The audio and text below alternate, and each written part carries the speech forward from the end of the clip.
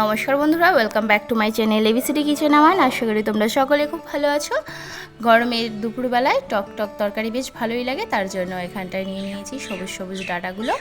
যে কোনো সবুজ রঙের ডাঁটাগুলো নিলেই হয়ে যাবে। আর এখানে নিয়েছি কাতলা মাছ।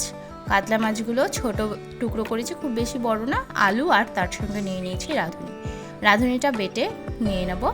আর এখানে দেখো আমগুলো একটু হলুদ হলুদ মতো হয়েছে, একটু পাকা পাকা মতো, কোনো অসুবিধা হবে না, কোনো গন্ধ হবে না, যেহেতু রাঁধুনি বাটা দেবো তরকারিটায়।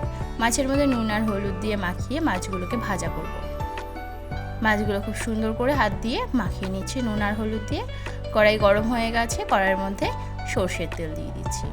এর মধ্যে মাছগুলো আস্তে আস্তে একে একে দেবো, দিয়ে ভাজা করে নেব। টক তরকারি মাছগুলো একটুখানি কড়া ভাজা করলেই কিন্তু খেতে বেশি টেস্টি হয়। মাছগুলো একটু শক্ত শক্ত মতো হয়ে যায়, তাহলে টকের মাছগুলো বেশ ভালোই হয় খেতে। মাছগুলো উল্টে পাল্টে সুন্দর করে ভাজা করে নিচ্ছি। মাছগুলো ভাজা হয়ে গেছে, এবার নামিয়ে নিচ্ছি। মাছ ভাজা তেলের মধ্যে দিয়ে দিচ্ছি সর্ষে সম্বারে। এই সর্ষে সম্বারের সঙ্গে তোমরা একটুখানি রাঁধুনিও দিয়ে দিতে পারো। ডাঁটাগুলো দিয়ে দিচ্ছি, কোনো সবজি কিন্তু ভাজা করব না, একদম ডাইরেক্ট মশলার মধ্যে সম্বারে দিয়ে দিয়েছি। একটুখানি নাড়াচাড়া করে এর মধ্যে আলুগুলো দিয়ে দিচ্ছি। আলুগুলো দিয়েও ডাঁটার সঙ্গে একটুখানি হালকা করে কষিয়ে নেব। নাড়াচাড়া করতে করতে এর মধ্যে দিয়ে দেব নুন আর কালারের জন্য হলুদ, তার সঙ্গে অবশ্যই কিন্তু লঙ্কার গুঁড়ো দিয়ে নেব। এই টক তরকারিতে কালার আনার জন্য অবশ্যই কিন্তু লঙ্কার গুঁড়োটা দিতে হবে। যারা একদমই লঙ্কার গুঁড়ো খেতে পারো না, তারা কাঁচা লঙ্কা দিয়ে করতে পারো, কিন্তু তরকারির কালারটা কিন্তু এত সুন্দর টকটকে কালার হবে না, হলদে হলদে ভাব হবে। যেটা তরকারি হলুদ কালার দিলে যেরকমটা হয় সেরকম হবে। তরকারিটাকে ভালো করে মোটামুটি একটু কষিয়ে নিয়েছি। এবার এর মধ্যে জল দিয়ে দিচ্ছি।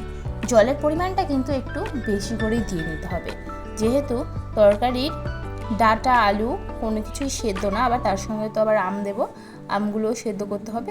তার জন্যই কিন্তু এই টক তরকারির ঝোলটা একটু বেশি পরিমাণে দিয়ে নিতে হবে।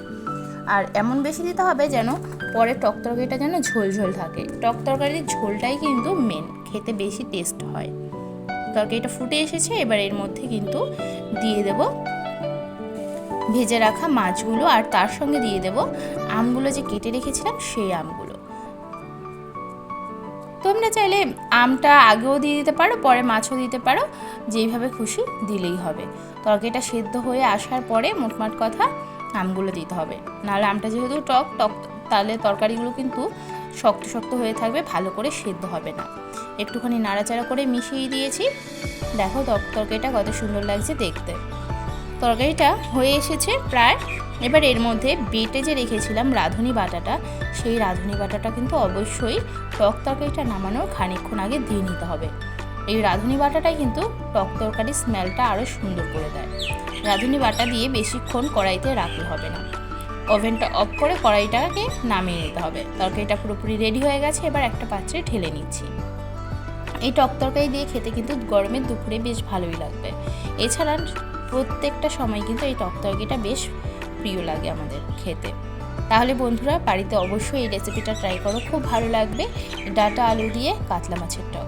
দেখা হচ্ছে পরবর্তী ভিডিওতে। সকলে খুব ভালো থেকো।